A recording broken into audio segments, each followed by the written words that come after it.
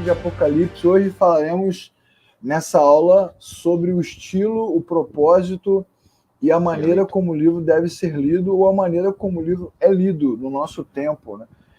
Então, muito bom. Observe, você que está estudando conosco, que estudo bíblico não é coisa de cigano, não é você abrir o livro, botar o dedo e fazer, não, o estudo bíblico pressupõe leitura prévia, né, análise do contexto, porque isso dá trabalho. Eu não sei se você sabe, Marco Cico, você que é a maior autoridade no mundo em pintura, em arte. Cara, o Leclerc deve estar com algum poder mediúnico, porque eu ia elogiar essa arte aí, porque eu achei que ela ficou muito boa. Ficou boa. Ficou bem apropriada para o que nós vamos falar, né? Ainda mais com esse olho do direito aí, ó. Esse é um quadro, né? Esse é um quadro clássico do século XVI, do Titian, ou Tiziano Vecellio, sobre o nome do quadro é São João na ilha de Patmos, né? Muito legal, olha só como é que o cara, né? Sensacional. Que fala exatamente do que a gente está falando desse livro, né? Desse livro não, nesse estudo. Então isso é muito legal também. Eu quero dizer para você que está nos acompanhando que durante os nossos estudos de Apocalipse traremos aqui muitas pinturas, muitos quadros, muitas esculturas para você perceber através dos séculos como esse olhar de Apocalipse era, como o que as pessoas observavam, o que elas pensavam, né? Isso é muito legal. Então isso é um quadro muito bacana, muito bonito, né? Vocês conhecem esse quadrinho aí? Já viram? Esse verde aí, não. Esse verde, não. Esse quadro é o Lago com Nenúfares, de 1899. Século Monet. Teve uma exposição aqui no Rio, já há um tempo atrás, de Monet, né, dos quadros de Monet. Temos um intelectual entre nós, Cico. Monet. Poço de cultura. Eu me lembro que rolou aqui no Rio de Janeiro, né, um frisson, né, vai ter uma exposição de Monet no Museu de Arte Moderna, vamos lá, todo mundo vai Monet, tinha fila para ver Monet, mas a maioria das pessoas nem entende o que Monet tá. Chega a dar uma decepção, né? O cara para na frente do quadro, mas isso que é Monet. Porque... Parece aquelas folhinhas de calendário, né, que pega no posto de gás, né? Que estranho, né? Achei que era uma coisa mais surreal, né? Exatamente. Até na aula que eu fiz lá no podcast, eu perguntei pro cara no vídeo, você já viu uma exposição impressionista? Eu pensei, eu tive no Louvre, da Tironda, eu tive no Louvre e tal, e eu não estava entendendo nada. É isso, porque esse quadro de Monet, ele reflete um estilo literário que nós chamamos de... Estilo literário não, perdão. Um movimento artístico que nós chamamos de impressionismo. E o impressionismo, ele é assim, ele é excêntrico, ele é uma mistura, né, de sensações, de efeitos, isso é uma mistura de nuances, de cores. É bonito, mas se você se aproximar de um pontinho desse aqui, se você for olhar o quadro por um pedacinho dele, você não vai entender nada de perto, porque ele fica confuso, ele te confunde, ele mistura a sua cabeça. Então você tem que se afastar dele para olhar ele como um todo, tem que entender o contexto, quem foi que pintou, em que momento foi, para saber o que ele está querendo transmitir para você. Esse é uma explicação muito singela da arte impressionista. E o livro de Apocalipse, e é por isso que esse quadro está aqui, ele segue exatamente essa perspectiva da arte impressionista. Você não pode olhar para ele de perto. E eu acho que esse é uma... Tá falhando ainda, cara. Pode falar. Pode falar. Não, então, eu acho que essa é uma dificuldade, né? O maior desafio, porque todo mundo vem com alguma coisa isolada do Apocalipse, né? Não, mas essa passagem aqui, o que quer dizer isso aqui? Então, mas é aquilo outro ali. Exatamente. Mas isso aqui é literal, não é literal? Então, assim, é o que você está dizendo, né? Se a gente começar a olhar o Apocalipse talvez com uma distância maior, olhando ele como um todo, realmente a gente vai conseguir extrair realmente uma visão mais amadurecida, né, talvez. Exatamente, porque o que a pessoa precisa entender é que o livro de Apocalipse não é sobre a morte da Rainha Elizabeth. Entendeu? O livro de Apocalipse não é sobre a prisão de Hitler. O livro de Apocalipse não é sobre a guerra da Ucrânia. O livro de Apocalipse não é sobre a Primeira Guerra Mundial. Não é sobre a Covid. Não é sobre a invasão de Napoleão. Não é sobre o homem chegando e pisando na Lua. Porque o problema de você olhar para os pontos isolados do livro é você começar a achar que o livro se refere a algum acontecimento histórico próximo seu. Parece até quando você está andando de carro na estrada, você olha para a nuvem, você já deve ter brincado disso com criança, né? Olha aquela nuvem, parece uma ovelhinha, né? Parece um gatinho, né? O Marco, por exemplo, só deve ver, né, golpes de jiu-jitsu. Olha aquela nuvem lá, parece que o cara tá dando um mata-leão no cara.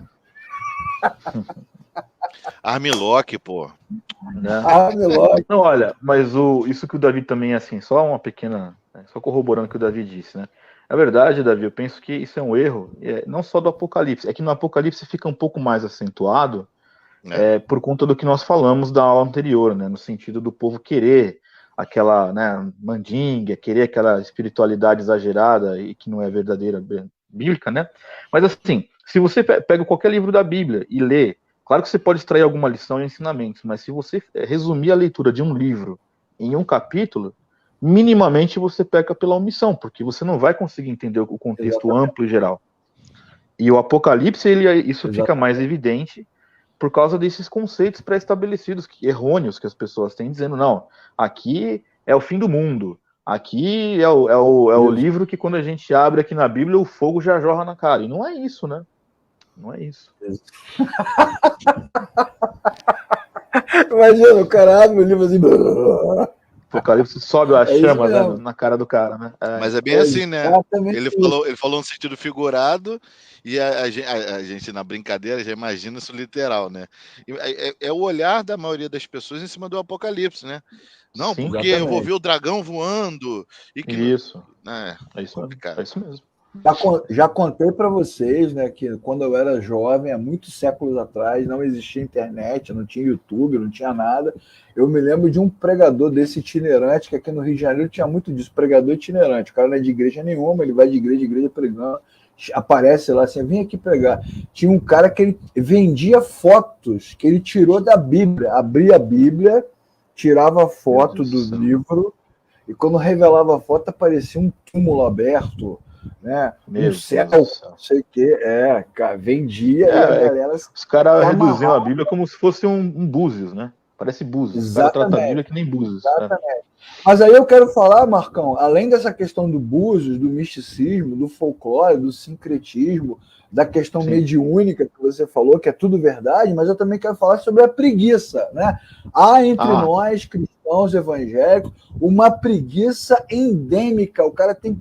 Já é da nossa cultura do Brasil, né? A preguiça, eu não gosto de ler, eu não gosto de estudar, aquelas coisas todas. Mas na igreja, né, onde você tem um livro, que Deus podia ter nos dado um pendrive, né? Podia ter nos dado um DVD, podia ter criado um canal no YouTube, mas Deus nos deu um livro. E aí é uma preguiça, né? Uma tiriça, como diriam os paulistas, né? Uma tiriça, o cara não quer. E você está falando para o cara que ele tem que ler, e ele não quer ler. Então, na verdade, essa aula também serve para que você que está estudando, está ouvindo, está assistindo, não importa, perceba o seguinte: se você tiver preguiça de estudar, você não vai aprender nada, nem da Bíblia, muito menos de Apocalipse. Quanto mais complexa a leitura, mais ela exige de você. Certo, ô Marcão? Isso lembra até o Berkoff, né, Marcão? Sim. Então, e eu vou te falar que eu conheço gente, pseudos professores aí de Bíblia, né? Que tinham a cara de pau de dar aula, por exemplo, sobre o livro do Apocalipse e que nunca leram o livro do Apocalipse. Como é que é possível isso? Qual é que realmente o cara, ele pega um livro qualquer, enfim, sim, quer dizer, ele demanda mais tempo de aprender e decorar uma apostila do que propriamente estudar. Mas isso também é um pouco sintomático, e isso tem muito a ver com aquela questão da geração, que nós falávamos um pouquinho antes da gente entrar na live aqui. Recentemente conversei com uma amiga minha sobre isso. O custo da formação do raciocínio, o custo da não manipulação que você só vai poder não ser manipulado quando você busca este conhecimento da verdade. Este custo, eu sei que ele é alto, porque ele envolve o abandono da preguiça. Então, dá trabalho. Eu falo para as pessoas assim, não adianta. Não, as pessoas elas têm esse estigma, né, Leclerc? Não, é que você é inteligente. O caminho da busca do conhecimento é o mesmo. É sentar as nossas respectivas nádegas numa cadeira, abrir a Bíblia e estudar. E estudar, e ler, estudar e ler, buscar a compreensão, pedir a iluminação do Espírito Santo. Agora, pode até ler em pé também, né? Se você não quiser sentar na cadeira, pode ler em pé também. Você pode até fazer, né? Tem gente que vai achar que é um sacrilégio, né? Mas na hora que você vai até o banheiro, por exemplo, fazer ali a sua necessidade, você pode ler estudar um pouco. Pode ler a Bíblia, não é pecado, né? Deus não é idiota. E as pessoas acham que essa busca, ela vem do nada, ela cai do céu, vai um download, né? Deus fez um download na nossa cabeça e tá tudo certo, entendeu? Pô, e Davi tá aqui também, o Davi é um cara da tecnologia. Hoje você tem tantas soluções, né, cara? Tantos programas. Não vem com essa conversa fiada, né? Antigamente o cara ainda falava, não, porque para interpretar você tem que conhecer o hebraico, tem que conhecer o grego. Você não precisa mais disso, você tem trocentas obras publicadas, nada a ver. Não, e é complicado porque, corroborando com o que vocês estão dizendo aí também, o brasileiro, por si só, ele não gosta de ler. E não quer dizer só a Bíblia, não. Qualquer coisa. Obra literária. Só tu perguntar assim, quantos livros você leu por ano? Se o cara fala 2, é muito. Se ele falar 2, Davi, ele tá 90%, acima de 90%. O cara tá fora da curva na estatística, sim. Então, exatamente. Aí quando eles vão para a Bíblia, né, eles têm uma leitura rápida, você pode ver pelos programas gospels aí desses canais aí, que a gente não vai fazer propaganda, mas tu vai ver, o cara vai ler um versículo e vai começar a fazer um misticismo em cima daquele versículo. Então, assim, não há uma necessidade de fazer o que a gente está fazendo aqui. Às vezes gastar 1 hora, 1h30 para se debruçar, às vezes, sobre 3 versículos e explicar e trazer uma visão clara. Mas, entretanto, todavia, como o Leclerc já falou, essa é um olhar. Você tem que ter o teu olhar também. Você tem que sentar, estudar, para falar assim, poxa, isso parece muito com aquilo que o Leclerc falou. Poxa, eu vi o Augusto Nicodemos comentando alguma coisa do tipo, sabe? E vai também buscando de outras fontes para você fechar também o teu conhecimento. Não fica achando também que só assistir a nossa aula você vai sair daqui PhD em Apocalipse. Exato. Pelo contrário. E essa frase que dá o título do slide, né, não olhe de perto, é exatamente sobre isso. Você tem que andar para trás e aumentar o seu horizonte. Né? Ampliar essa perspectiva.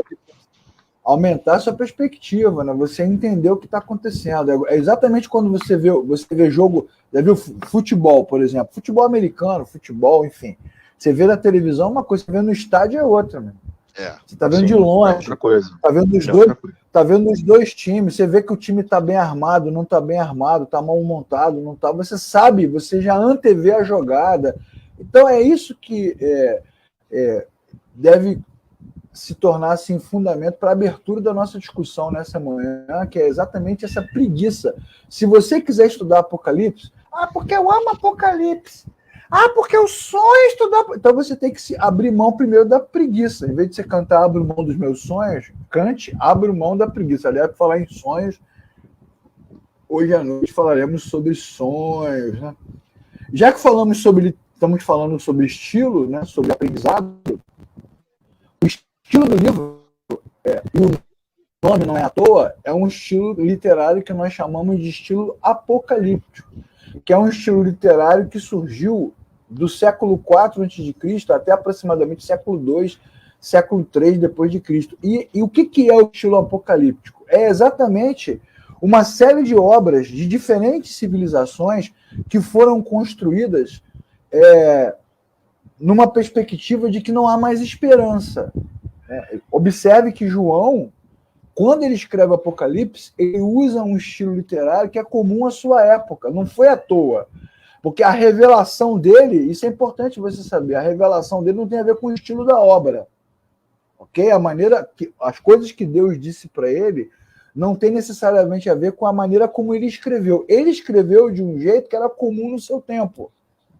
E que jeito é esse? É a identificação do caos. Nós estamos num momento de caos aqui, social, sociológico, político, econômico. Não há esperança. A esperança está no porvir. Isso. Sim. Existe o Apocalipse. Até a mitologia tem Apocalipse. Mitologia nórdica.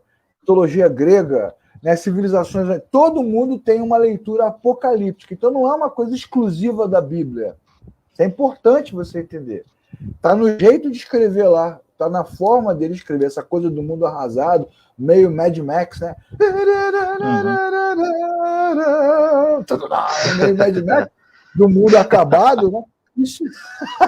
Isso é comum na história. Então, não significa necessariamente que ele está dizendo que o mundo vai acabar em cinza. É um jeito de enxergar a vida. Isso até remete, né, Marco e Davi, aquela fala de Pedro, né? O sol escureceu, a lua virou sangue. Ele não está dizendo com isso que o sol apagou e que a lua está derretendo. Ele está dizendo, né? Exatamente. Ele está usando símbolos para dizer assim, está ruim. E a redenção vem no dia seguinte. Vai haver um amanhecer, né? Vai virar uma página, né? Como diz o Maverick, que é a borda do envelope. Vai virar o envelope e aí mudou o tempo. Só os entendedores entenderão. Eu não sei se vocês lembram, na minha infância rolava muito essa fita. Cassete não, aquela de áudio era qual? VHS, né? Não, VHS era a fita de vídeo. A de áudio é cassete. Não, a pequenininha. Cassete. De áudio é cassete. Aquela é a fita cassete, só que ela é uma pequenininha. Aquela não é mole, não. A Última Trombeta. Meu irmão, como esse áudio da Última Trombeta criou o imaginário do Apocalipse em muita gente, né? As pessoas não tinham uma consciência por conta de tudo que a gente está falando, da dificuldade de leitura do brasileiro em si. Então a gente precisava imaginar. Como é que a gente imaginava? A gente ouviu aquela novelinha gravada, né, de antigamente, igual rádio, né, que o cara faz o barulho do trovão, né? Não, faz de novo, Davi. Como é que é? Faz de novo. Mas, Davi, você sabe que hoje... Não, desculpa te interromper. Tem gente que coloca, às vezes, assim, nas redes sociais, acho que Instagram, TikTok, né? Pegadinhas com pessoas que são evangélicas, e o cara joga um som de trombeta na casa, aquele som no Apocalipse, e a pessoa ajoelha e começa a chorar, Senhor, tenha misericórdia de mim. Isso tá de verdade na alma de muita gente, cara. Sim, verdade mesmo. E foi a Última Trombeta e o Deixados para Trás que martelaram na cabeça de muita gente o olhar, né, a lente, né, a gente está aqui de óculos, a lente de como a gente tem que olhar o Apocalipse. E é muito difícil de desconstruir o imaginário. É muito difícil a gente falar o seguinte, pega todo esse pressuposto que você tem, deixa de lado e vamos aprender aqui do zero. Isso é muito difícil porque é o que o Leclerc falou no início, demanda tempo, demanda estudo, dedicação, e ninguém quer fazer isso. O cara falou assim, tem um filme bom disso aí, cara, assiste aí, Guerra Z, é assim que vai acontecer no Apocalipse. Exatamente. É meio zumbi, cultura da preguiça, né? O Apocalipse é meio zumbi, né? É a cultura da preguiça. Agora a pessoa assistindo a aula, revoltadíssima com os nossos comentários, mas então, como é que eu devo ler o Apocalipse? Então, vou te dar uma notícia que pode te surpreender, vai te deixar frustradaço, né? Na verdade, o Apocalipse é uma carta. Apocalipse é uma carta. Lê pra gente aí, Davi, Apocalipse capítulo 1, versículo 4. Há muitas pessoas, por não conhecerem o texto e por não lerem o texto, vão dizer assim, não, Apocalipse não é uma carta. Apocalipse tem cartas.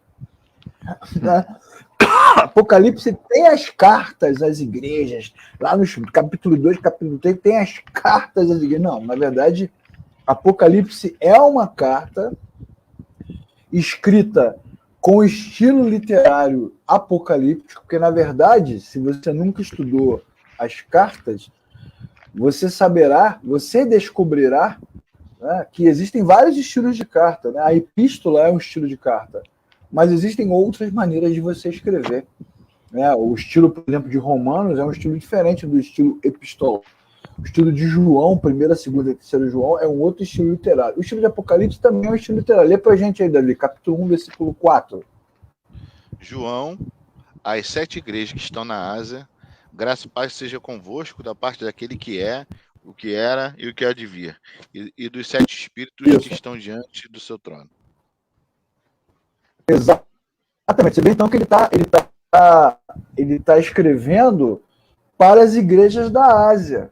E o que ele está escrevendo? O livro todo. Quando você vai no capítulo 2 e capítulo 3 e vê as mensagens, né, ao anjo que está na igreja tal, escreve. Na verdade, ele tem mensagens específicas para estas comunidades dentro da carta. Assim como Paulo também faz a sua epístola.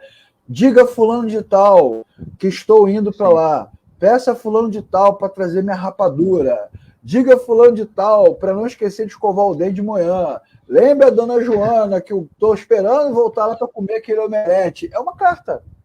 É uma carta. Paulo e João está dizendo. Mas olha só, antes de eu continuar, eu quero destacar aqui primeiro a presença da Marilda, que é fã incondicional do Marco Silco, está aí, ó, dizendo que o Marco Silco é o melhor. Bem? Eu já sabia, o Davi também já sabia. Está entre nós um novo membro da Igreja Verdade e Graça, o apóstolo mundial Wellington Barbosa. Chamar ele para uma aula aí, Leclerc. Um dos 7 espíritos da carta do Apocalipse. Não, botar ele aqui, aí fica 4 cavaleiros do Apocalipse. Um dos 7 espíritos da carta do Apocalipse.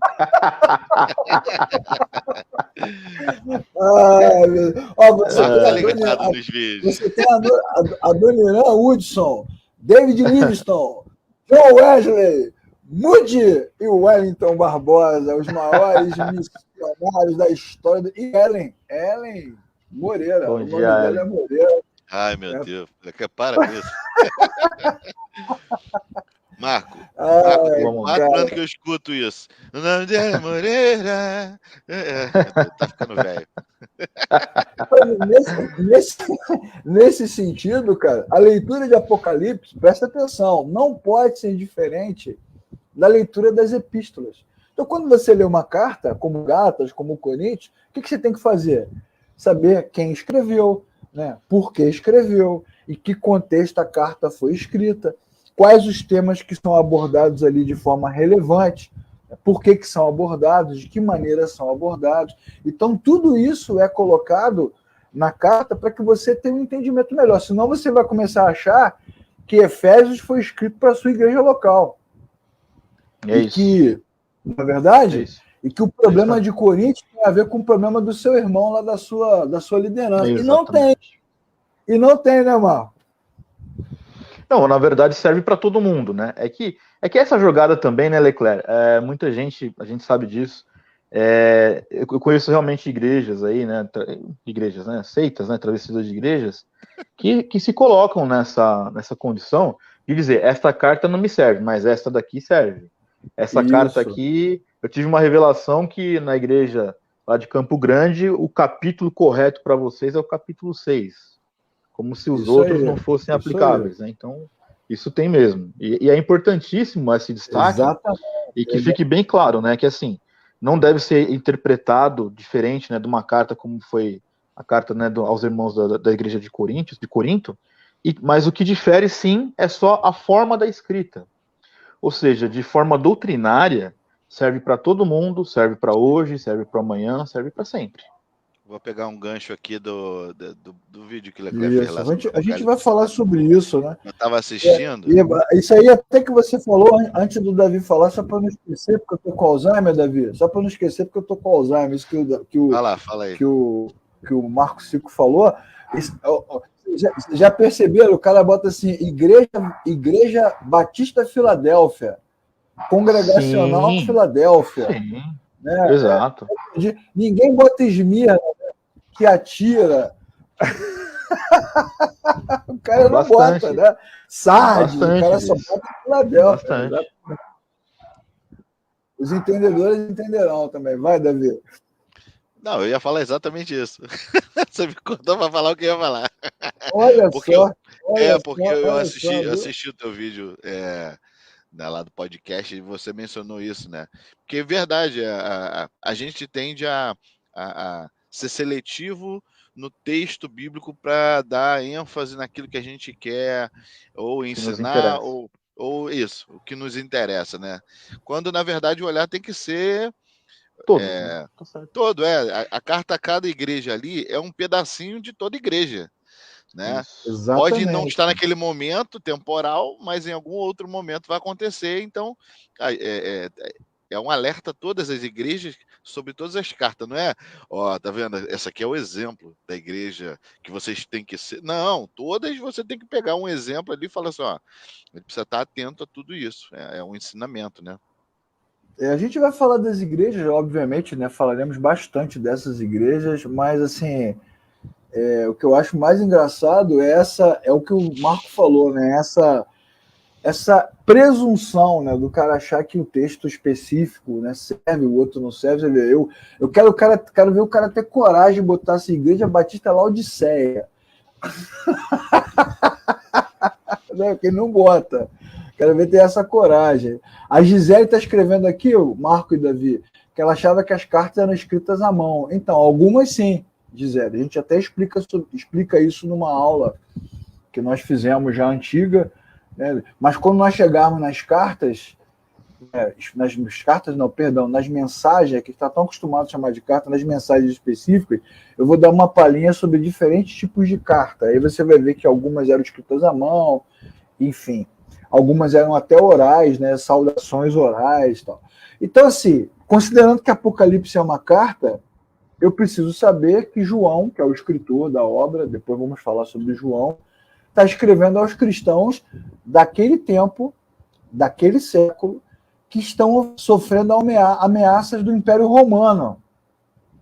E é no lugar desses irmãos e na perspectiva desses irmãos que nós precisamos nos colocar. Por exemplo, vou dar um exemplo simples aqui, que é uma interpretação comum, que o Marco já pregou muitas vezes dessa forma, e o Davi também, né? O cara pega lá um determinado pontinho de Apocalipse e diz assim, né, você não deve ser morno, né? Perdão, você não deve ser quente, nem você deve ser frio.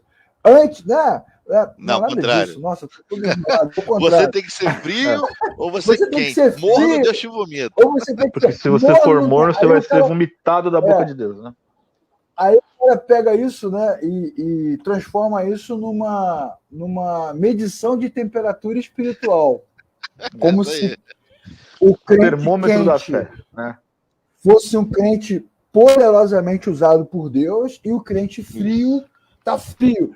Mas quando você lê a carta, os irmãos, a cidade, você vai ver que não tem nada a ver com isso. João está falando de dutos de água, né? João está falando de distribuição de água, de uma realidade sociológica, de uma realidade urbana, para dar um exemplo muito simples. Então tem nada a ver a abóbora no areal com a aurora boreal. Mas o cara vai lá, pega o negócio, né? Arranca da carta. Nas supostas revelações, né, Leclerc? Deus está me dizendo aqui que tem muito crente morno que está a ponto de ser vomitado da boca de Deus. Nas revelações os caras falam isso. Exatamente. Então a primeira questão, né, o primeiro ponto, a primeira premissa para você estudar Apocalipse é saber que existe um público para o qual a carta foi endereçado. E esse público recebeu uma carta escrita num estilo literário que era comum à época. Qual estilo é esse? O estilo apocalíptico, que é a coisa do caos, né? Tá tudo um caos, mas há esperança no futuro. Não há esperança aqui agora. Isso é um estilo comum, João, né, Leclerc? João ali, ele tinha noção de que todos os outros discípulos já tinham, né, debandado ao lado do pai, né? Então ele, com o olhar de ser o último ali, né, e aprisionado na ilha de Patmos, ou seja, ele estava isolado, não conseguindo ver. Ele está igual o Elias, né? Só eu que não me dobrei, mas tem 7.000 em volta ali, né? Exatamente. Então esse olhar de que ó, é a última esperança, essa carta que eu estou deixando para vocês entenderem. Exatamente. De que... E que esperança, né? Sim. E que esperança, né? Ela é quase que um resumo de todo o cânon bíblico, né? Sim. Enfim, agora, outro ponto importante, ó, já falamos Já falamos da questão do impressionismo, né? Você não pode olhar para a carta em pontos isolados. Já falamos do estilo literário, apocalíptico. Já falamos do público. Agora vamos falar de um outro contexto importante, que é o contexto romano. Vamos ver se... Ô, Marco, você que é um homem riquíssimo, né? Tem tesouros e tesouros guardados no cofre. Você reconhece esta moeda? Reconheço. Opa, denário romano. Quem nunca? Isso. Esse é famoso. Esse denário parece que tá com um chifrinho aí, o César, pô. Não, é verdade. Vespasiano, exatamente. O denário romano, ele traz uma... Parece um chifre. Parece um chifrinho, não parece? Parece um chifrinho mesmo. Tudo a ver com o imperador, né? Tudo a ver. Tem uma escrita no denário que é exatamente aquilo ali, né? Pom Max, ou Pontifex Maximus, que significa grande sacerdote, que está impresso na moeda. Está impresso na moeda. Então, assim, além do contexto literário, além do contexto que envolve escritor e destinatário, além da questão do olhar impressionista, que é interessante e necessária, tem também o contexto político, econômico, social daquele momento, que é o do Império Romano. E aí fica a dica agora para quem está lendo. O tema do livro não é Satanás. O quê? O tema do livro não é o anticristo. Vamos embora. Eu vim aqui para falar do demônio. É a besta, eu quero ouvir da besta. A marca da besta. O tema do livro não é o fim do mundo. Não é o fim do mundo. O tema do livro é adoração. Por incrível que pareça. É impressionante como a nossa leitura, agora eu vou nos incluir, né? Como a nossa leitura é equivocada, muito equivocada, né? Então, só para você entender, você que está nos assistindo, 100 anos antes dessa moeda ser cunhada, antes de Cristo, inclusive, como você pode ver aí, 30 anos antes de Cristo, aproximadamente, um pequeno grupo do Império Romano, que era um grupo asiático, sugeriu e solicitou a autorização para fazer um culto, prestar adoração ao imperador romano. E é importante dizer que a adoração a líderes políticos não é uma coisa específica do Império Romano, ok? Faraó queria adoração, Nabucodonosor queria adoração, Saul ergueu um monumento em sua própria adoração, Gideão caiu porque queria adoração. O famoso rei Uzias, né? No ano em que morreu o rei Uzias, aí vocês queria adoração. No Éden, a queda do homem foi exatamente porque o homem queria ser igual a Deus. Sodoma e Gomorra foi destruída porque havia ali o desejo, né, de tirar Deus. Babel virou Babel por causa da torre, porque os caras queriam pegar no lugar de Deus. E todo mundo se arrebenta quando quer virar divindade. Então isso é um problema da queda. Na verdade, o tema do Apocalipse é parecido com o tema de Gênesis. E não é à toa que Apocalipse encerra o que Gênesis começa, que é a adoração. Então, no Império Romano, 30 anos antes de Cristo, começa um movimento de adoração ao imperador, que começa tímido, né? O próprio César Augusto, na época, recusou, mas ele autorizou que fosse criado um templo, né, para adoração ao Deus de Roma. E aí fica a dica aí para quem nunca leu mitologia grega, né? Homero. Pô, você tem que ler a Ilíada de Homero, Eneida de Homero, a fundação de Troia, a cidade dedicada aos deuses de Roma, a divindade que cuidava de Roma. Então, o imperador, num primeiro momento, recusou a adoração, mas depois ele, gentilmente, né, suavemente, foi criando lá, né, um movimento de adoração. E quando o Augusto morreu, o Senado Imperial, olha só, o Senado Imperial, né, definiu que Tibério fosse chamado de filho de Deus. Inclusive, Tibério é o imperador, olha só, é o imperador romano do tempo de Jesus. Agora eu vou te mostrar, exatamente, vou te mostrar agora a fotinho dele.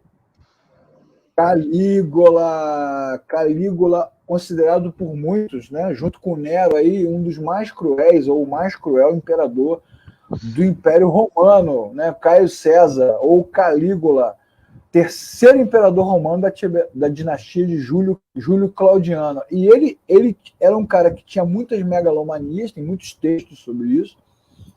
Ele mandou construir uma estátua em sua própria homenagem dentro do Templo de Jerusalém, antes da destruição.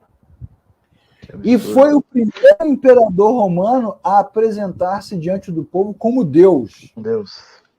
Olha que coisa incrível. Né? Nós não estamos falando de uma cidadezinha na montanha. Nós não estamos falando de um país no interior. É um mundo globalizado da época. Exatamente, nós estamos falando de um império mundial. Não tem nada mais mundial, além do supermercado mundial, não tem nada mais mundial do Império Romano. Eles não estão patrocinando a gente não, Leclerc. Oi? Eles não estão patrocinando a gente não, pô. Não tá não? Puxa Eu vida. acho importantíssimo, Leclerc, essa ênfase que você está dando nessa parte, porque muitas pessoas não discernem o que era o Império Romano da época de Jesus. As pessoas têm uma ideia, uma noção muito vaga vamos assim dizer, da relevância que havia nessa questão do Império Romano.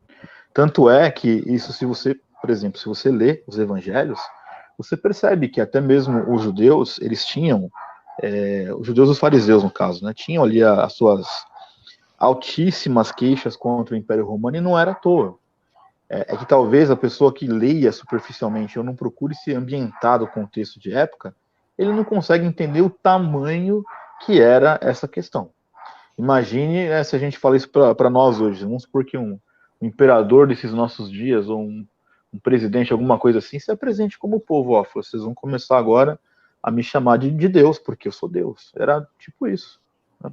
Exatamente. Tipo isso. Mas é pior do que isso, porque, na verdade, a questão é bem mais complexa, né, do que se minimiza. Porque quando o cara está lendo a Bíblia, ele fica imaginando aquela coisa meio, como é que eu posso dizer, meio romântica, né? Meio romântica. Como se o cara aparecesse, né, com, como é que eu posso dizer, com um cajado na mão, no alto do monte, né? Venham e me adorem! Não é assim que funciona, isso é coisa de filme. Mas a tendência é fazer a leitura romântica sempre. Exatamente, você está vendo, a coisa é muito pior do que isso. Se fosse só isso, se fosse só assim, o pessoal ia rir. Mas a coisa é muito pior do que isso. Na verdade, quando João escreveu o livro de Apocalipse, né, havia pelo menos 40 templos já na Europa e na Ásia onde César era adorado como divindade.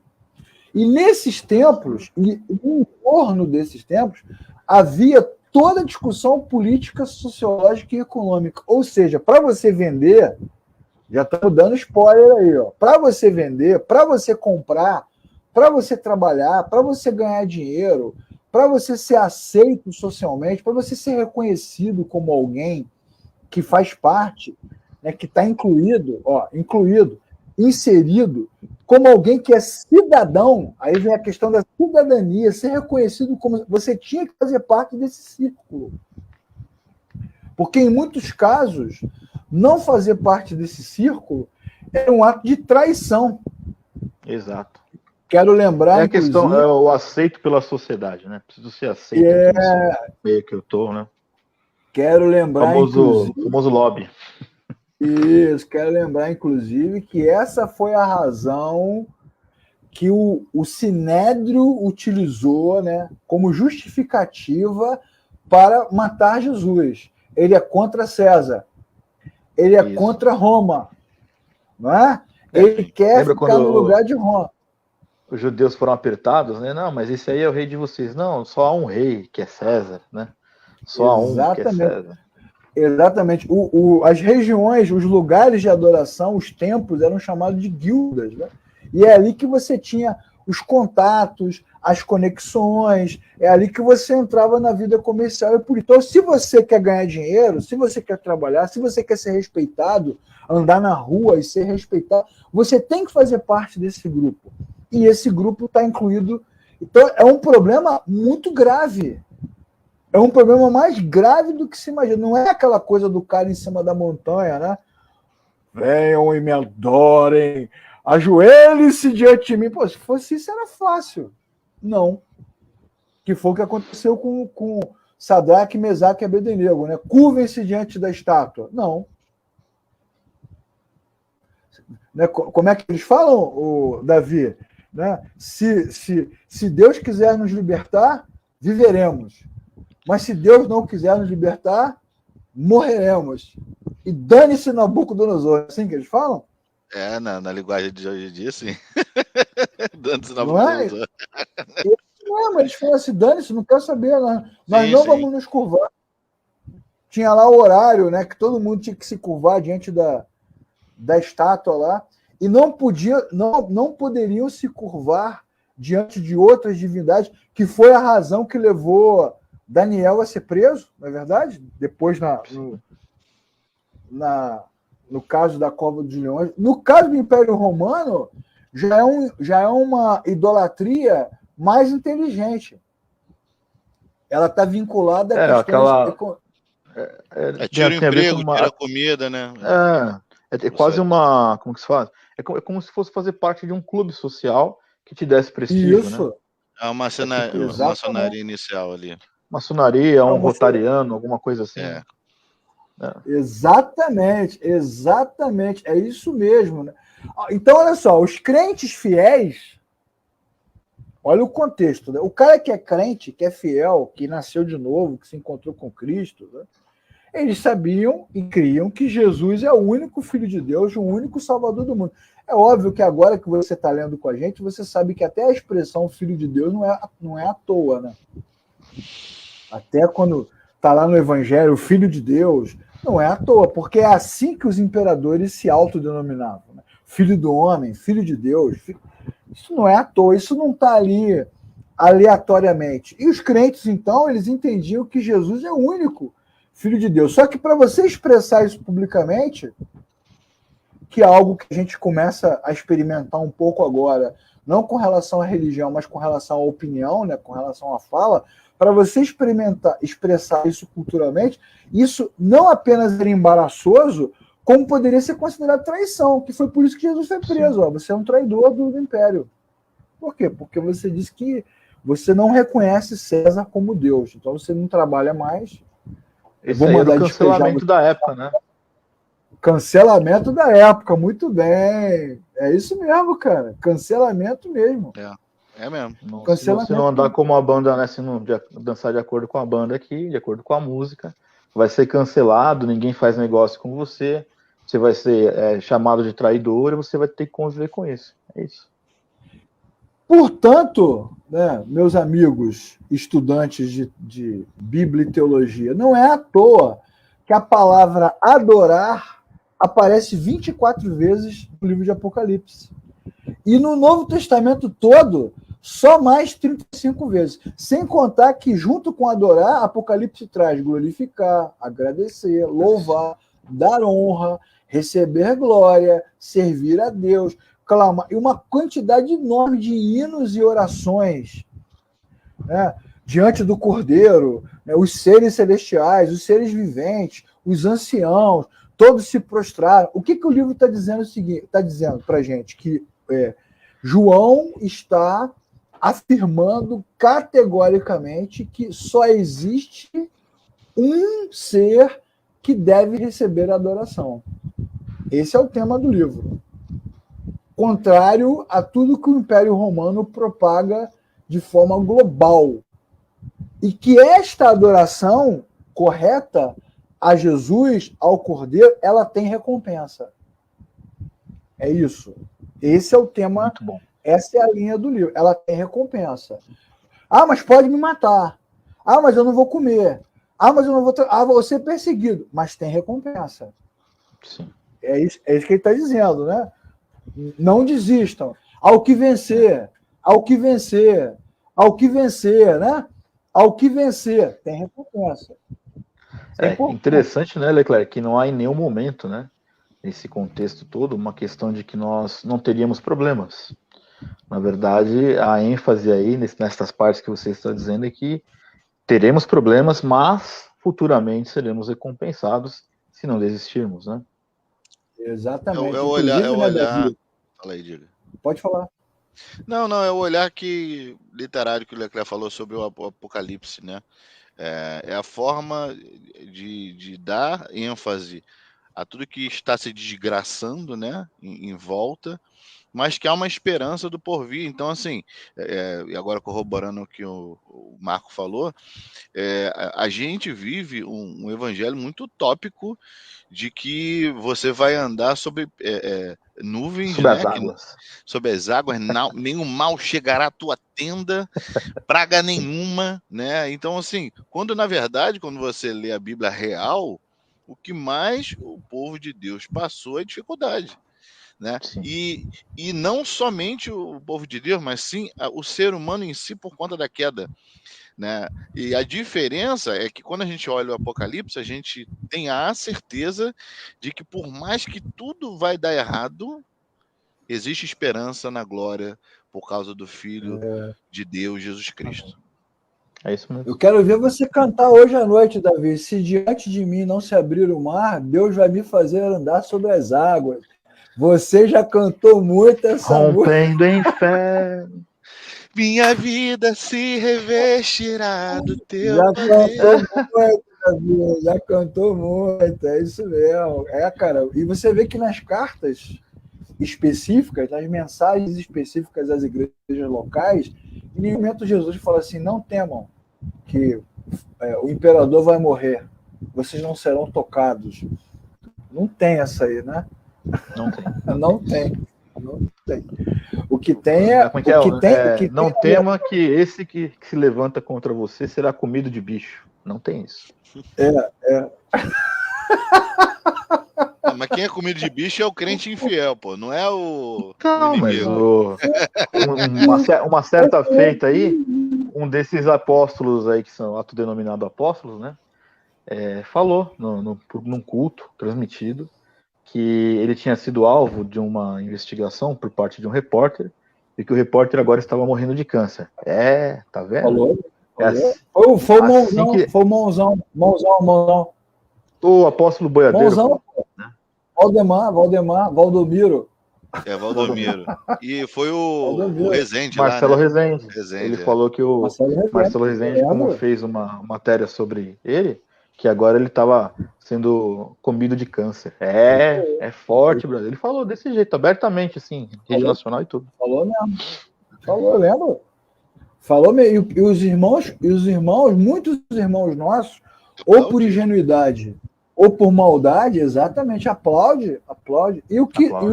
Cara, a justiça de Deus tarda, mas não falha, ela veio. Se você pegar Apocalipse, esse pedacinho aqui nosso, e traduzir para uma linguagem mais atual, o que João está dizendo é o seguinte: você está sofrendo, mas é isso mesmo. Continua aí, porque não existe outro caminho. Sem massagem. Não, como diria o Doutor Estranho, não há outro caminho. Ou como diria o Mandaloriano, this is the way. não adianta. E com isso eu quero dizer que essa cultura nerd nossa, né, ela imita a Bíblia direto, se inspira nos textos bíblicos. Né? A Marvel, a DC Comics, grandes autores como C.S. Lewis, Tolkien, essa galera toda se inspira na Bíblia, tá? Então não vem com essa conversa, não. Bebem dessa fonte. Os caras bebem nessa fonte aí para narrar, né? The Witcher, né? Eu fui lá no C.S. Lewis, né? Lá atrás, Gil Vicente, no século XV, XVI, A Barca do Inferno. Esses autores, Homero, essa galera toda bebe nos textos antigos. Cada um escreve a sua própria mitologia, mas no final das contas, o caminho é esse, ele é irreversível. E a virtude do cristão é resistir a esta tentação. Qual é a tentação? É a tentação de ser atraído para o sistema, ser subvertido para o sistema imperial.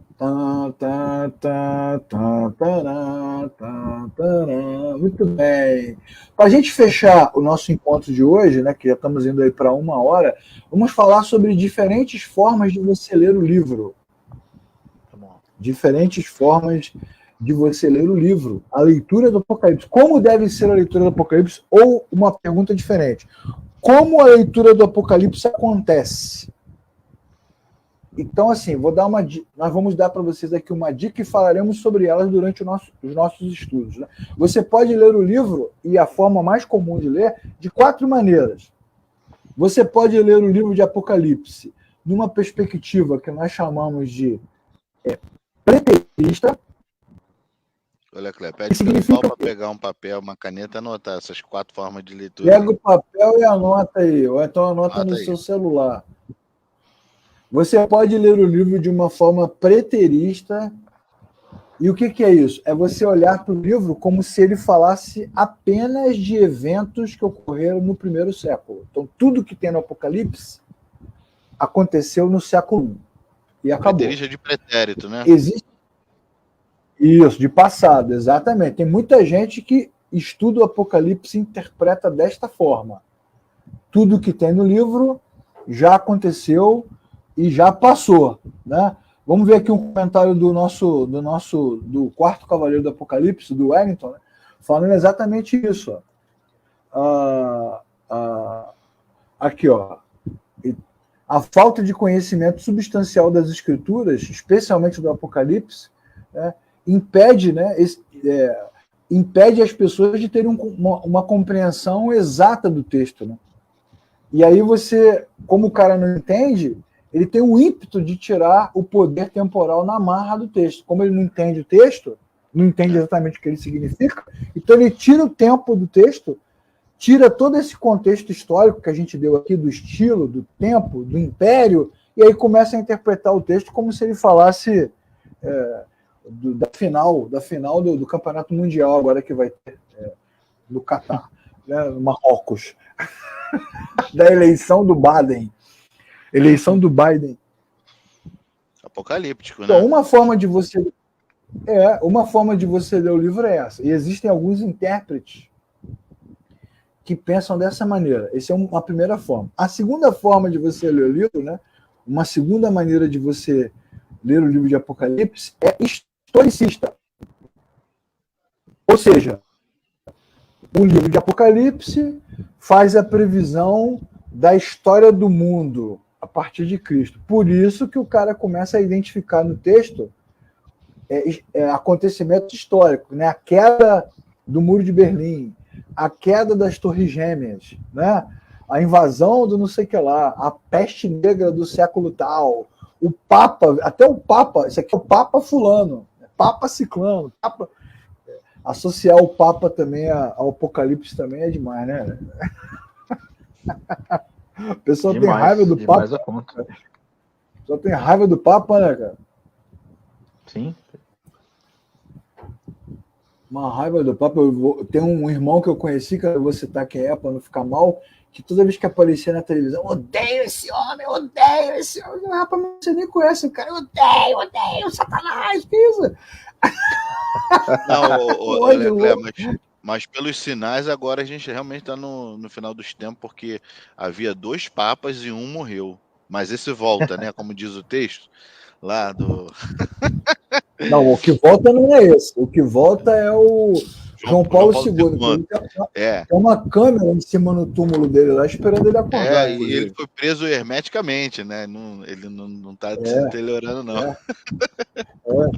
Ele vai levantar igual o filme lá, Imhotep.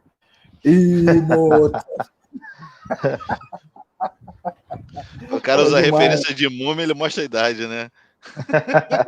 Então. Anos 90 forever. Meu irmão. As minhas filhas foram fazer a prova do Enem. Pô, na prova caiu, não sei o que lá. Eu falei, então, eu vi isso aí, aconteceu o ano tal. Essa é a diferença. A gente viu. Sim. Uma terceira forma de você interpretar o Apocalipse é a forma futurista. Aí, os 4 cavaleiros aí. Tudo que tem no Apocalipse está no futuro. Nada agora. Tudo depois. Viu?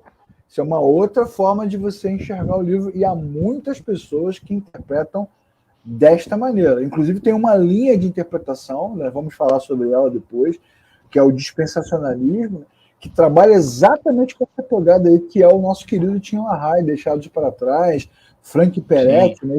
Tenebroso. Trabalha com essa linha aí de tudo, é tudo depois. Tudo vem depois. Tudo vem depois. E, por fim, nós temos a linha idealista, que trabalha com a concepção de que o Apocalipse fala de questões atemporais. Ou seja, o Apocalipse serve para qualquer época. É uma metáfora. É quase uma parábola. Não necessariamente questões verdadeiras, né? Seja como for, seja preterista, historicista, futurista ou idealista, o que você precisa entender é que nenhuma dessas abordagens é completa. Sim. Por tudo que nós já falamos, o estilo, o tempo, a obra, a autoria, né? Nenhuma das abordagens é completa, porque na verdade, né, João ele tá usando um jeito de escrever que é apocalíptico, que remete aos profetas do Antigo Testamento. Tem muita citação do Antigo Testamento ali, né?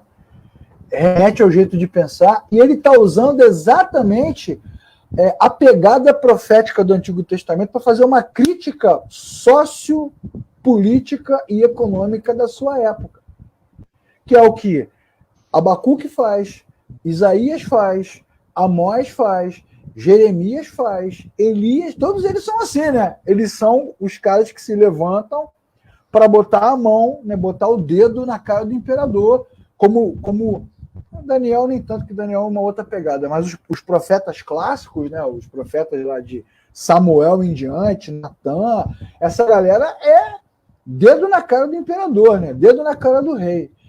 O questionamento, a crítica é sempre em torno desta adoração. Até Natã e Davi, né, porque Davi também, nós falamos sobre isso várias vezes, Davi também ficou antropocêntrico. Num determinado momento ele se achou meio Deus, né? E vai lá o profeta e mete o dedo na cara dele. Então, nenhuma abordagem é completa, porque esse não é o objetivo de João. O objetivo de João é dar uma resposta de Deus àquele momento de crise que os caras estão vivendo ali no livro de Apocalipse, no momento de Apocalipse. E a crise é imperial, tem a ver com adoração, tem a ver com economia. Portanto, né, para a decepção total de Marco Circo e Davi Cavalcante, João não estava predizendo eventos específicos. Vou embora. Acabou. Ele não é Nostradamus evangélico, ok? Quer dizer, então você está me dizendo que o Apocalipse, então, não traz as adivinhações, então. Olha só. Não tem adivinhação, porque, na verdade, ele está falando das experiências enfrentadas pelos seus leitores, né, daquele momento, experiências reais, e a esperança que vem do próprio Cristo para este público local. Né? Então, ele não está fazendo predição sobre o futuro, ainda que o texto possa ter projeções e reverberações do futuro. Por exemplo, né? Nós sabemos que Noé entrou na arca e foi salvo do dilúvio. A arca foi a graça de Deus que salvou Noé do dilúvio. Nós podemos fazer o mesmo paralelo profético para a redenção, não é verdade? Nós entramos em Cristo, que é a nossa arca, que vai nos salvar do juízo. Mas, poxa, a arca não é uma história que aponta para o futuro, é uma história real, é uma história que conta um momento específico de juízo circunstancial, né? Circunstancial, exatamente. Eu posso fazer um paralelo profético, né? Da mesma forma que eu posso fazer um paralelo com relação a Abraão e Isaac lá, deitado na mesa do sacrifício, Abraão com um punhal na mão, vou fazer um paralelo, né? Deus proverá para si um cordeiro. Beleza, é um paralelo, mas não é um ato profético de Abraão. Sim. Você, inclusive, né, Marco, você que é especialista em ato profético, Você pode falar mais sobre isso. Mas é importantíssimo ter esse entendimento sobre a questão circunstancial, como eu citei aqui, entender que o fato, né, do Apocalipse e a necessidade, né, a quem está respondendo a carta do Apocalipse, é claro que nós podemos sim fazer essa analogia, interpretar, colocar para nós, mas não como eventos futuros no sentido assim, estamos adivinhando o que vai acontecer. Está acontecendo agora, neste momento, tal coisa que estava escrito lá no Apocalipse. Mas nós temos que levar em consideração que aquilo foi escrito, sim, para aquela época, no sentido de dar a resposta para aqueles que eram contemporâneos de João, embora tenha a ver com tudo que nós falamos aqui, a questão do estilo, etc., mas não negando a circunstância. A circunstância era os cristãos desanimados, o caos estava sendo detectado, mas havia uma esperança para o caos, como também, se nós colocarmos para nós hoje, certamente há uma esperança para o caos que nós vivemos. Exatamente, é perfeito, cara. Isso que você disse agora, né, Davi? De fato, assim, o que o livro de Apocalipse diz? Existe uma competição entre o Império Romano e o Cordeiro. Na verdade, é uma... Fala, Davi. Não, é bom salientar, porque a gente costuma ser muito místico, né? Muito sincrético. Então, quando a gente vê os textos, a gente imagina que João foi tomado por Deus a escrever como se fosse uma psicografia. Não, João, de uma forma inteligível, fechou o olho, né? Anotou, e com certeza o olhar de João era para o povo dali, da época, do que estava acontecendo ali, né? Ele não conseguia mensurar que talvez há 2000 anos para frente alguém leria aqueles textos, né? A gente sabe que o texto inspirado por Deus, ele pode ser usado para nós hoje em dia? Pode, mas havia um público-alvo naquela época, uma circunstância daquela época. Então, a gente... Muito bem colocado, Davi. Tem que separar, porque a gente vai para a leitura com vícios do nosso tempo, né? O que você falou é muito, muito pertinente, porque é bem provável que vamos fazer uma conjectura, isso não tem no texto, né? Mas é bem provável que na cabeça de João todas aquelas conclusões fossem eminentes, fossem rápidas. Sim. A possibilidade é grande, sim. Jesus, eu tô na ilha, tô preso, tô isolado. Aí vem Jesus, o próprio Cristo, e João conhece bem Cristo, afinal, né? É aquele que o Jesus discípulo amava. Que Jesus amava, e o que é uma coisa bem legal no texto, né? Então é bem possível que ele pense assim, chegou a hora, não é? Chegou a hora, então não temam, né? Imagina ele escrevendo, não tenham medo. Logo, logo, né? Eis que em breve venho, né? Eis que em breve venho. Ele deve estar pensando, semana que vem, né? Semana que vem, mês que vem. Não, mas foi o que o Davi falou. Eu acho também assim, é humanamente impossível, pode ser uma conjectura, que João ele escreveu com isso que o Davi falou. Não, eu escrevi porque daqui 2000 anos, 3000 anos, a igreja de Cristo lá na frente vai precisar ler isso aqui. Certamente não está no texto, não posso afirmar 100% de certeza, mas eu penso em mim, por exemplo. Eu vou escrever um artigo para o blog, eu penso só para daqui um mês. Imagine para daqui 2000 anos, né? Uma coisa muito grande, né? Muito tempo, né? O seu Roberto, o nome dele é Moreira, ele botou uma coisa muito legal aqui. No período da ditadura, muitos poetas, cantores e filósofos nos deixaram metáforas com críticas implícitas sobre o regime. Exatamente, seu Roberto. É a arte fazendo o seu papel subversivo. A arte tem esse papel, né? A pintura, a escultura, a literatura, a música, tem esse papel de fazer crítica, muitas vezes velada, metafórica. Tem aquela música famosa, né, do Chico Buarque, né, Apesar de Você, que faz uma crítica super bem-humorada e super aguda, né, uma faca, assim, mas super bem-humorada, alegre, e você nem pode dizer que ele está... Ele pode dizer assim, não, eu estou falando aqui da minha mulher que me traiu, estou falando aqui do meu chefe, não estou falando de você, mas é isso mesmo, é histórico. O Wellington também faz uma análise muito legal, né? Deveríamos aprender com a Escritura, especialmente com o Apocalipse, que o Senhor reina, e ele no tempo certo, no tempo devido, restaurará a ordem. Não seremos nós que colocaremos ordem no caos circunstancial, nem hoje nem nunca. Muito bem, Wellington. Você não vai mudar a realidade da sociedade estendendo as mãos sobre a cidade. Você aí, o Davi, fazendo as que já voltas andou muito de proféticas, helicóptero, jogando óleo, jogando azeite em cima de Campo Grande, Davi. Rapaz. Já vi um apóstolo aí nesses modernos aí, alugando um helicóptero e tacando óleo lá de cima, em cima dos rolês aí da vida aqui de São Paulo. Não é? Em cima dos rolês da vida, Ai, exatamente. cara. Então, na verdade, É isso aí. o que o livro faz é nos inspirar, né? Principalmente com relação ao imaginário, porque assim, diante do caos, diante do controle romano, diante do poder imperial, diante das impossibilidades, qual é o imaginário que você cria? De desesperança. De desesperança. Né? Não há esperança, não há futuro. Né? Não tem o que fazer. Mas o livro de Apocalipse, né, é a centelha da esperança. Ele vai lá e vai dizer assim, não se preocupem. Então, ao ler o texto, você pode decidir viver uma vida diferente. E isso que é legal. E isso se aplica diretamente ao nosso tempo. Ao ler a Bíblia, o cristão pode decidir viver uma vida diferente. Né? E pode decidir pela lealdade ao Deus que o salvou.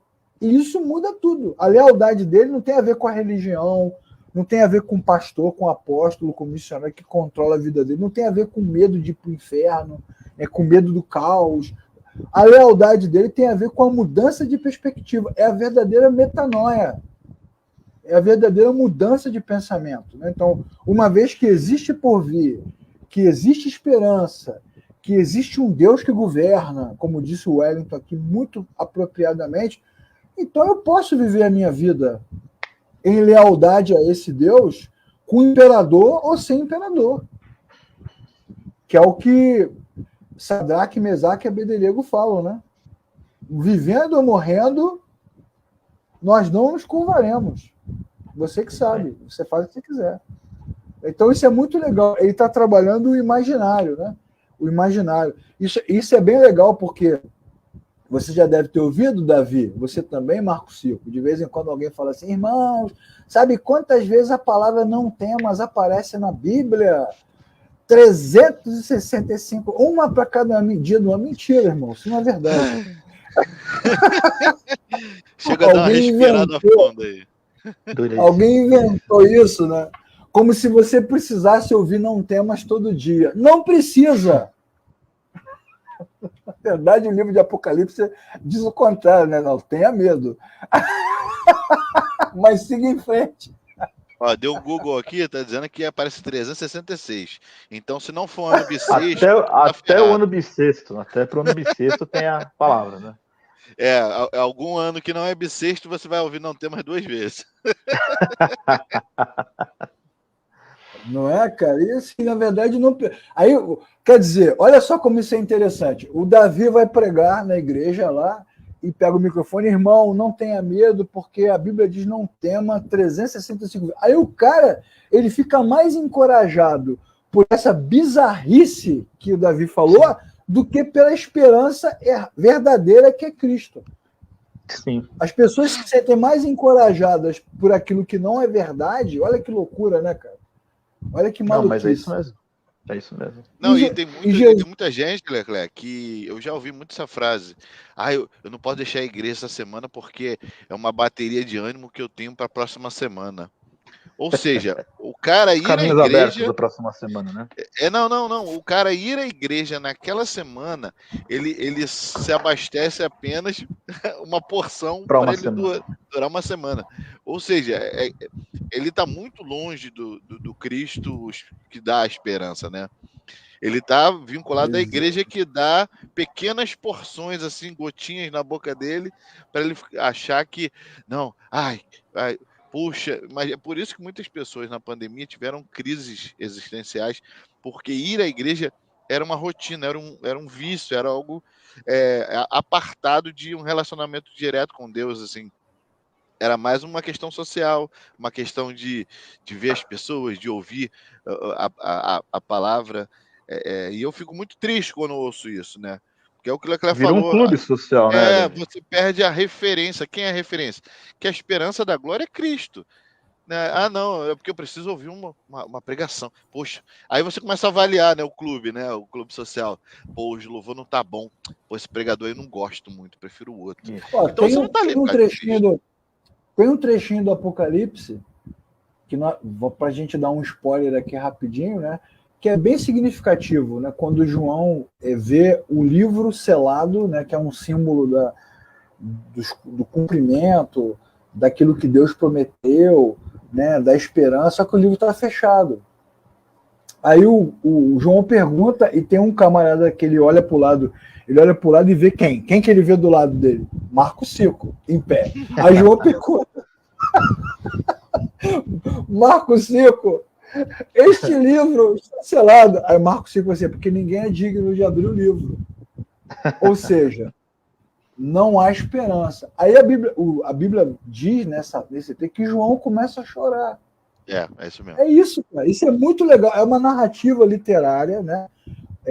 Bem ilustração. João, por que ele chora? Porque não tem esperança. Aí o Marco Cico bate no ombro dele. Não chore, João. Não chore, porque ali está o Cordeiro de Deus. Então, Jesus se torna a esperança. E ele é digno de abrir o livro. E várias vezes em Apocalipse, isso é dito, né? Bendito seja o Cordeiro de Deus, que é digno. Ele é digno. Então, não importa o que aconteça, no final das contas, né? Vi todos os seres. O mar deu os seus viventes, os seus mortos. O céu, vi todos os seres diante do Cordeiro. Então, o que João está dizendo é o seguinte, não se preocupe, mesmo que você morra na fogueira, na arena, comido de bicho, não importa. No final, vai passar todo mundo na frente do Cordeiro. Não significa dizer que tem essa cena, né? Que o cara vai pregar hoje à noite dizendo que tem o trono branco. Tem o trono branco. Vou fazer aqui até, tem que fazer, né?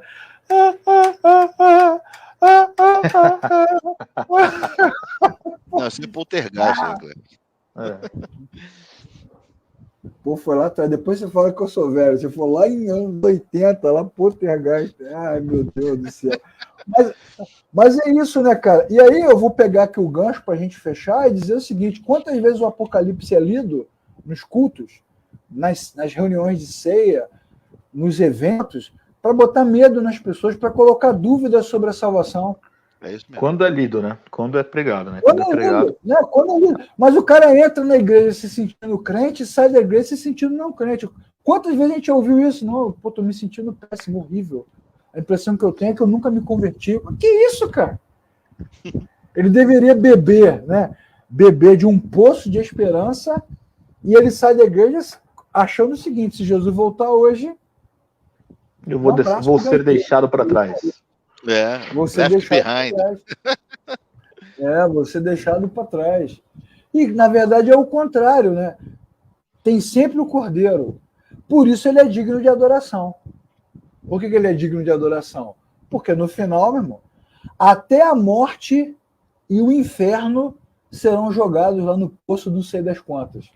Mas o Cordeiro, ele permanece, né, no centro da cidade da Jerusalém Celestial, que depois nós vamos falar do maior assentamento de terra do universo, a maior terraplanagem da história, Jerusalém Celestial desse. Tu falou igual Sokovia, né? Descendo. Cara, eu ouvi isso. Cara, eu já ouvi tanta coisa de lá. Os irmãos vão ver. Eu já ouvi que a Jerusalém Celestial é um cubo, ok? Transformer. Já ouvi. Já ouvi que vai ser a maior terraplanagem da história.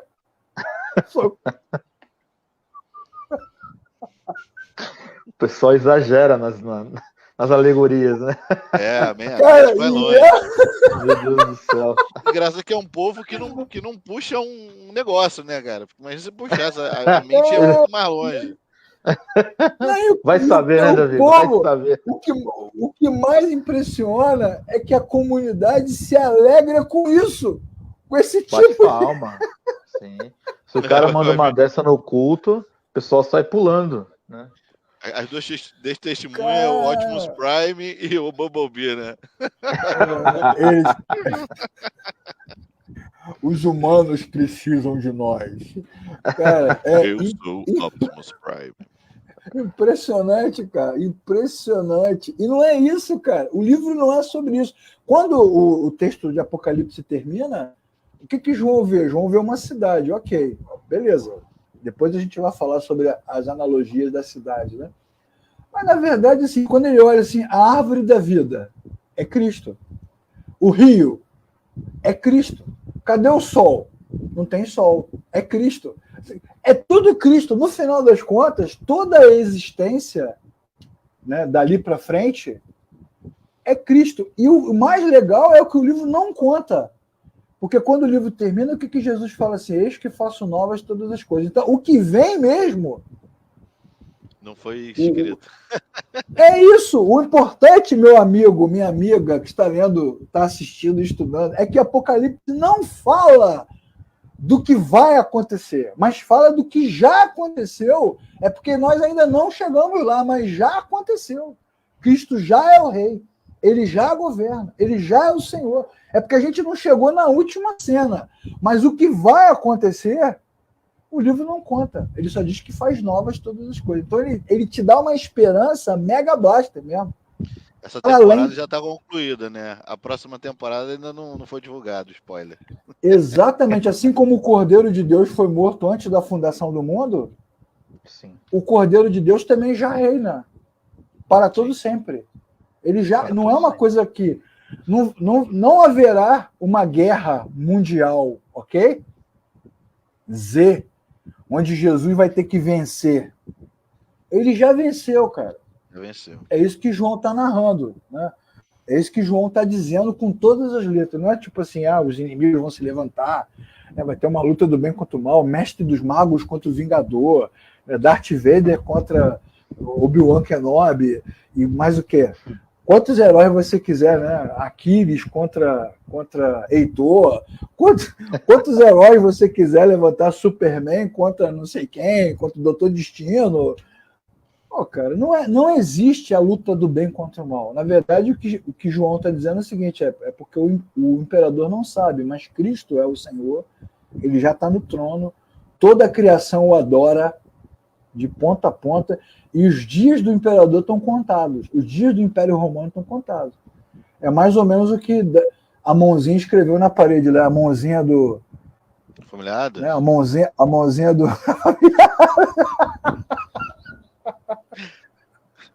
Imagina!